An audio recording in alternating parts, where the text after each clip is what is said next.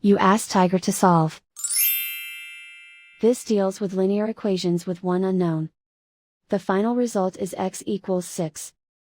Let's solve it step by step. Simplify the expression. Group like terms. Simplify the arithmetic. Group all x terms on the left side of the equation. Subtract 17x from both sides. Group like terms. Simplify the arithmetic. Group like terms. Simplify the arithmetic. Group all constants on the right side of the equation. Subtract 38 from both sides.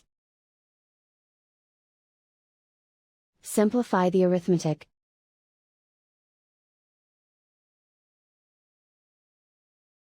Isolate the x. Divide both sides by -5. Cancel out the negatives. Simplify the fraction. Cancel out the negatives.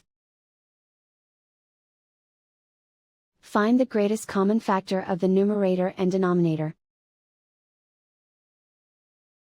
Factor out and cancel the greatest common factor. And so the final result is x equals 6.